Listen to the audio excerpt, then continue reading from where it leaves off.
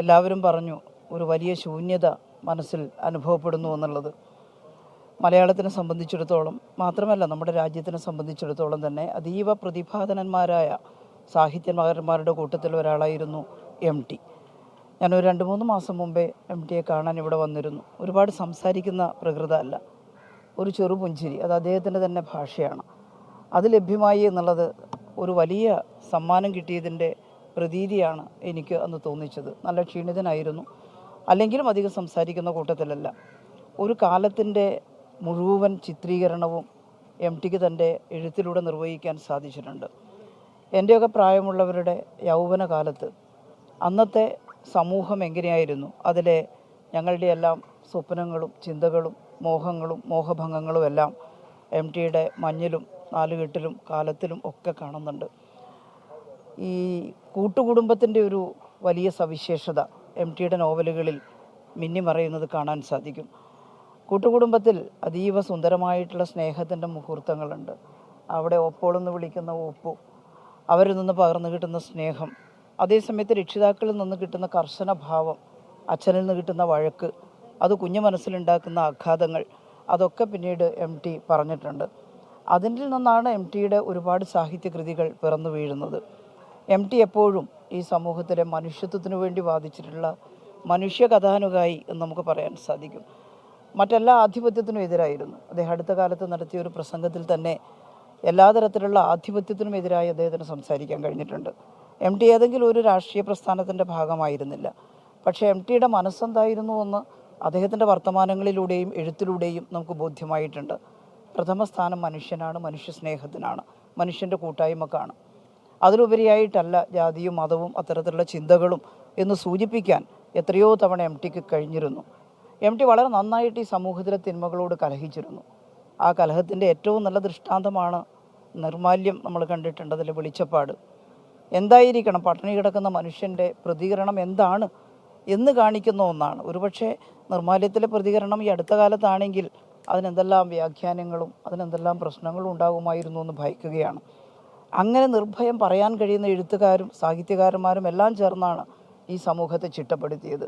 ഒരുപാടൊന്നും പറയേണ്ടതില്ല. MTയുടെ കൃതികൾ ഈ സമൂഹത്തെ ചിട്ടപ്പെടുത്തുന്നതിന് സഹായിച്ചിട്ടുണ്ട്. ഞങ്ങളെപ്പോലുള്ള അന്നത്തെ ചെറുപ്പക്കാർ വായിച്ചു വളരുമ്പോൾ ഭാഷയുടെ സൗന്ദര്യം, ഒട്ടും മേധസ്സില്ലാത്ത ഭാഷയാണ് MTയുടേത്.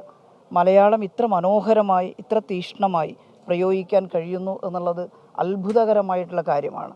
ആ വായനയിലൂടെയാണ് ഞങ്ങളെല്ലാം സംസാരിക്കാൻ പഠിച്ചിട്ടുള്ളത്. രാവിലെ 11 മണിയോടെയാണ് മുഖ്യമന്ത്രി പിണറായി വിജയൻ വസതിയിലെത്തിയത്.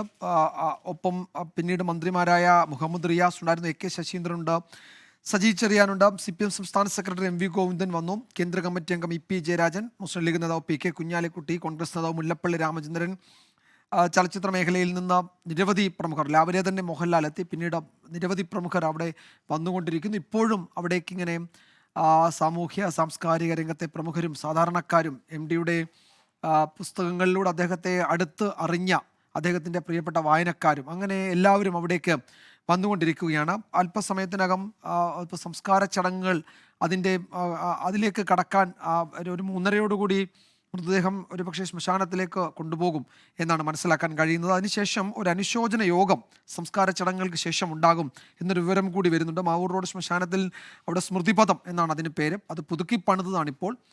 പുതുക്കി പണിത ശേഷം അവിടേക്കുള്ള ഒരുപക്ഷെ ആദ്യത്തെ സംസ്കാര ചടങ്ങാണോ ഇതെന്ന് തോന്നുന്നു. അവിടെ ഈ സ്മൃതിപഥത്തിൽ ഈ സംസ്കാര ചടങ്ങുകൾക്ക് ശേഷം ഒരു അനുശോചന യോഗം കൂടി ചേരുന്നുണ്ട്. അതിപ്പോൾ അറിയിച്ചിട്ടുണ്ട്. അതൊരു 5 മണിക്ക് ശേഷമായിരിക്കും, ഒരു 5:30-6 മണി സമയത്തായിരിക്കുമെന്നാണ് മനസ്സിലാക്കാൻ കഴിയുന്നത്.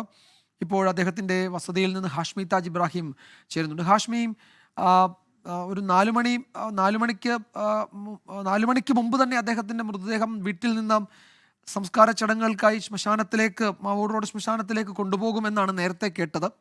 പക്ഷേ ഇപ്പോഴും ആളുകൾ വരുന്നുണ്ട്. പക്ഷേ അങ്ങനെയാണെങ്കിലും ഇനി അധിക സമയം അദ്ദേഹം നമ്മളുടെ കൂടെ ഉണ്ടാവില്ല. അങ്ങനെ തന്നെയാണ് കാര്യങ്ങൾ നേരത്തെ തീരുമാനിച്ചതെന്ന് തോന്നുന്നു, അല്ലേ? ഉറപ്പായും എസ് വിജയകുമാർ, ആൾക്കൂട്ടത്തിൽ തനിച്ചായവരുടെ കഥ പറഞ്ഞ കഥാകാരനെ കാണാൻ ഇപ്പോഴും ആൾക്കൂട്ടം ഇങ്ങോട്ടേക്ക് എത്തിക്കൊണ്ടിരിക്കുകയാണ്. വലിയ ജനാവലി വരുന്നുണ്ട്. അത് നമ്മളിപ്പോൾ കാണുന്നതല്ല. ഈ കഴിഞ്ഞ രാത്രി ഇവിടെ ഈ സിത്താരയിലേക്ക് എം ടി വാസുദേവൻ നായർ അവസാനത്തെ വിശ്രമത്തിന് വന്നപ്പോൾ മുതൽ തുടങ്ങിയ ജനാവലിയുടെ വരവാണ്. ആ വരവ് അങ്ങനെ തുടരുന്നു. അത് സമൂഹത്തിന് നാനാ തുറകളിൽപ്പെട്ടവർ, രാഷ്ട്രീയ, സാമൂഹിക, സാംസ്കാരിക കേരളത്തിൻ്റെ പരിച്ഛേദം, സാധാരണക്കാരായ മനുഷ്യർ, നാടിൻ്റെ ഓരോരോ ദേശങ്ങളിൽ നിന്നും എം ടി എന്ന് പറയുന്ന ആ മഹാമനീഷയെ അവസാനം ഒരൊറ്റ നോക്ക് കാണുക എന്ന മാത്രം ലക്ഷ്യത്തിൽ ഇത് ആദ്യമായി കോഴിക്കോട് കാണുന്നവർ പോലുമുണ്ട്. ആദ്യമായി എം ഡിയെ കാണാൻ എത്തുന്നവരാണ്. അവരുടെ ഒരേ ഒരു ആവശ്യം എം ഡിയെ കാണുക എന്നത് മാത്രമാണ്. അതിനുവേണ്ടിയുള്ള ഒഴുക്കിപ്പോഴും തുടരുകയാണ്. നമ്മൾ നിൽക്കുന്ന എം ഡിയുടെ ഈ സിത്താര എന്ന് പറയുന്ന ഈ വീടിൻ്റെ മുന്നിലുള്ള ഈ കൊട്ടാരം റോഡ് എന്ന് പറയുന്ന ചെറിയ വീതി കുറഞ്ഞ റോഡിൻ്റെ അങ്ങറ്റം വരെയും ഇങ്ങനെ വരിയായ ആളുകൾ കണ്ണി പൊട്ടാതെ വന്നുകൊണ്ടേയിരിക്കുന്നു കഴിഞ്ഞ കുറേയധികം മണിക്കൂറുകളായി. അതിനപ്പുറത്ത് ഒരു വലിയ ജനാവലി രൂപം കൊണ്ടിരിക്കുന്നു. അവർ വേണം ഇങ്ങനെ വരിവരെ ഇങ്ങോട്ടേക്ക് എത്താൻ. അപ്പോൾ അവരെ മൊത്തം കാണിക്കുക എന്നുള്ളത് ഈ 4 മണി അവരെ മൊത്തം ഒരു നോക്ക് കാണിക്കുക എന്നതാണെങ്കിൽ ഈ 4 മണി എന്ന ടൈം ഷെഡ്യൂൾ എത്രത്തോളം പ്രാക്ടിക്കലാകും എന്ന കാര്യം അത് കണ്ടറിയണം. പക്ഷേ നേരത്തെ വിജയകുമാർ പറഞ്ഞതുപോലെ എം ടി വാസുദേവൻ നായർ ഈ പൊതുദർശനം വേണ്ട എന്നടക്കമുള്ള കാര്യങ്ങളിൽ കർശനമായ ഒരു നിർദ്ദേശവും നിഷ്കർഷമൊക്കെ നൽകിയ ആളാണ്. അതുകൊണ്ട് തന്നെ 4 മണി എന്ന സമയം എന്തായാലും വൈകാനിടയില്ല. അത് 4 മണിക്ക് മുമ്പ് 3:45 ഇവിടെ നിന്ന് എം ടി വാസുദേവൻ നായരുടെ മൃതദേഹം അങ്ങോട്ടേക്ക് എടുക്കുക എന്നുള്ളതാണ് ലക്ഷ്യം. എന്ന രീതിയിൽ തന്നെയാണ് ഇപ്പോൾ പ്ലാനിങ് നടക്കുന്നത്. പക്ഷേ ഇത്രത്തോളം ആളുകൾ ദുഃഖാർത്ഥമായ മനസ്സോടുകൂടി ഈർന്നണിഞ്ഞ കണ്ണുകളുമായി വിതുമ്പുന്ന ഹൃദയമായി വന്നു ചേരുമ്പോൾ അവരെ ഒരു നോക്ക് കാണിക്കാതെ എങ്ങനെയാണ് അങ്ങോട്ട് കൊണ്ടുപോകുക എന്നൊരു ധാർമ്മിക ചോദ്യം അവിടെ നിൽക്കുന്നുണ്ട്. അത് അല്പസമയം കഴിയുമ്പോൾ നമുക്ക് വ്യക്തമാകും. എന്തായാലും ഒരു കാര്യം നമുക്ക് ഉറപ്പിക്കാം വിജയകുമാർ, നമ്മളോട് ഇനി എം ടി വാസുദേവൻ നായർ എന്ന് പറയുന്ന നമ്മുടെ കാലത്തെ അല്ലെങ്കിൽ വരാൻ പോകുന്ന കാലത്തിൻ്റെ അല്ലെങ്കിൽ പോയ കാലത്തിൻ്റെ മലയാള ഭാഷയുടെ അംബാസിഡർ ഇനി ഇല്ല. ഇനി ഏതാനും മണിക്കൂറുകൾ മാത്രമേ മലയാളത്തിനൊപ്പമുള്ളൂ, കേരളത്തിനൊപ്പമുള്ളൂ.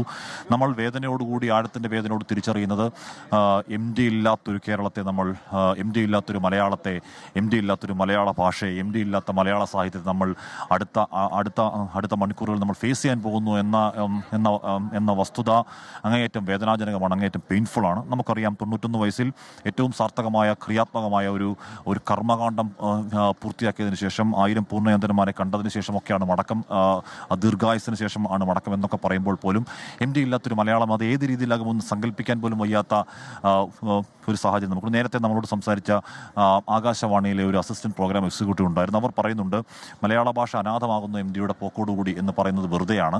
മലയാള ഭാഷയെ സനാഥമാക്കിയിട്ടാണ് ആ പോക്ക്. മലയാള ഭാഷയ്ക്ക് വരും നാളുകൾ കൂടി ഉള്ളത് എഴുതി ശേഖരിച്ചു വെച്ചിട്ടാണ് എം ടി വാസുദേവൻ നായരുടെ മടക്കം എന്ന് പറയുന്നു. ഒരർത്ഥത്തിൽ നോക്കിയാൽ അതും ശരിയാണ്. കാര്യം അല്ലെങ്കിൽ ആരെങ്കിലും 91 വയസ്സിൽ ഈ പറയുന്ന ലോകോത്തരമെന്ന് വിശേഷിപ്പിക്കാൻ കഴിയുന്ന രണ്ടാമൂഴമടക്കം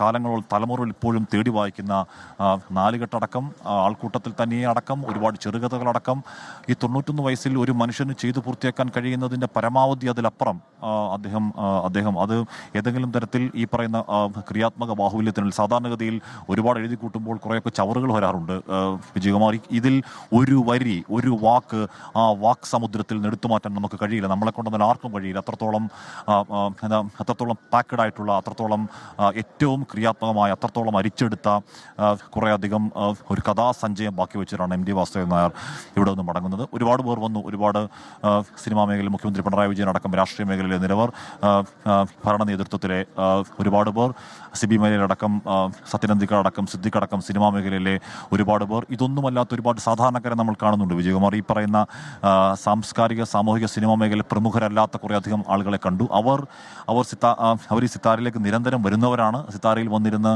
ഈ ഗേറ്റുകൾ അവർക്ക് വേണ്ടി എപ്പോഴും തുറന്നിടപ്പെട്ടിരുന്നതാണ്. അവർ ഇവിടെ ഇതിൻ്റെ പൂമുഖത്തിരുന്ന് എം ഡിയോട് സാധാരണക്കാരായ മനുഷ്യർ അവരുടെ പ്രശ്നങ്ങളും അവരുടെ വ്യക്തിപരമായ പ്രശ്നങ്ങളും അല്ലെങ്കിൽ കാലത്തെക്കുറിച്ചുള്ള അവരുടെ ആശങ്കകളും ജാഗ്രതപ്പെടലുകളെക്കുറിച്ചുള്ള എം ഡിയുടെ വാക്കുകളൊക്കെ കൃത്യമായി കേട്ടിരുന്നവരാണ്. ദീർഘനേരം സംസാരിച്ചിരുന്നു വാചാലമായി എം ഡി എന്നൊരു അൻവർ എന്നൊരാൾ വന്ന് പറയുന്നുണ്ടായിരുന്നു ഇതിനടുത്ത്. അവിശ്വസനീയമായി തോന്നുന്നു. കാര്യം എപ്പോഴും നമ്മൾ കേൾക്കാറുള്ളത് എം ഡി എപ്പോഴും മിതഭാഷിയാണ്, എം ഡി എപ്പോഴും മൗനിയായിരിക്കുന്ന ആളാണ് എന്നൊക്കെയാണ് നമ്മൾ പൊതുവെ കേട്ടതെങ്കിൽ അങ്ങനെയല്ല. ഇവിടെ ഓരോരോ വ്യക്തികളുടെ വ്യക്തിയനുഭവങ്ങൾ കേൾക്കുമ്പോൾ നമ്മൾ അറിഞ്ഞതിലും വലിയ എം ഡി, നമ്മൾ അറിഞ്ഞതിലും വലിയ കടലാണ്, അറിഞ്ഞതിലും വലിയ ആഴം ആ കടലിലുണ്ട് എന്ന് നമ്മൾ അത്ഭുതത്തോടെയും വേദനയോടുകൂടി നമ്മൾ തിരിച്ചറിയുന്നു. വേദനയ്ക്ക് കാരണം ആ മഹാസമുദ്രം ഇനി നമുക്ക് മുന്നിലില്ല ഇല്ലല്ലോ എന്നുള്ള വേദനയാണ് ആ വേദനയ്ക്ക് അടിസ്ഥാനം. ഇവിടെ ഈ രണ്ടാം ഊഴത്തെ പറ്റി എം ഡി തന്നെ ഒരു കാലം ഉണ്ടാക്കുന്നു, ആ കാലം അവസാനിക്കുമ്പോൾ അത് കാലാതിവർത്തിയാവുന്നു എന്ന് അല്പസം മുമ്പ് പറഞ്ഞത് അബ്ദുസമദ് സമദാനി എം പിയാണ്. അങ്ങനെ കാലാതിവർത്തിയായി നിൽക്കുന്ന ഒരുപാട് അദ്ദേഹത്തിൻ്റെ രചനകളെക്കുറിച്ച്, കഥാപാത്രങ്ങളെക്കുറിച്ചൊക്കെ സാധാരണക്കാരെ മനുഷ്യരൊന്നും വാചാലമാകുന്ന കാഴ്ച നമ്മൾ കണ്ടു. അവർ നമ്മളോട് വിദ്യാഭ്യാസം ചോദിച്ചില്ല, പക്ഷേ അങ്ങനെ ഉന്നത വിദ്യാഭ്യാസം നേടിയ മനുഷ്യന്മാരൊന്നും ആവാൻ വഴിയില്ല. നാട്ടിട വഴികളിലെ സാധാരണക്കാരായ മുണ്ടുമാടി കുത്തി വന്ന മനുഷ്യർ നാലുകെട്ടിനെ പറ്റിയും രണ്ടാം ഊഴത്തിലെ ഭീമനെ പറ്റിയും, ഭീമൻ അനുഭവിച്ച രണ്ടാമതായി പോകുന്നതിൻ്റെ അകാല വ്യതയെപ്പറ്റിയും, ഘടോത്കചൻ മരിച്ചു കിടക്കുമ്പോൾ പോലും അവിടെ കർണൻ അവിടെ അഭിമന്യു പത്മവ്യൂഹത്തിൽപ്പെട്ട് മരിച്ചതിൻ്റെ വേദന പങ്കുവെച്ച ആ സാഹചര്യത്തെപ്പറ്റി, നാളെ നീയാണ് രാജ്യത്തിൻ്റെ രാജാവ് എന്ന് പറഞ്ഞ് യുധിഷ്ഠിരൻ നാളെ രാജാവാകുന്ന കാണേണ്ടി വന്ന ഭീമൻ്റെ വല്ലാത്ത വേദന, ഇതൊക്കെ സാധാരണക്കാർ നമ്മളോട് ഒന്ന് സംസാരിക്കുന്ന കാഴ്ച നമ്മൾ ഇവിടെ നിന്ന് കാണും. എത്രത്തോളം സ്വാധീനിക്കപ്പെട്ടു എം ഡി എന്ന് പറഞ്ഞ രണ്ടക്ഷരം മലയാള മനസ്സിനെ എന്ന് വളരെ വ്യക്തമാവുകയാണ്. M K Raghavan M P അടക്കമുള്ളവർ ഇവിടെ തന്നെയുണ്ട്. മന്ത്രി എം പി രാജേഷ് ആത്യന്തം അവിടെ തന്നെയുണ്ട്. ഭരണ നേതൃത്വങ്ങൾ, രാഷ്ട്രീയ കലാ നേതൃത്വങ്ങൾ, സാംസ്കാരിക നേതൃത്വമൊക്കെ ഇവിടെ തന്നെയുണ്ട്. എം ഡിയെ യാത്രയാക്കാൻ ഇനി ഏതാനും മണിക്കൂറുകൾ മാത്രമാണ് ബാക്കി. അധികം വൈകാതെ തന്നെ എം ഡിയുടെ മൃതശരീരം ഇവിടെ നിന്ന് സ്മൃതിപഥത്തിലേക്കുള്ള യാത്ര തുടങ്ങാൻ പോകുന്നു. വിജയ്.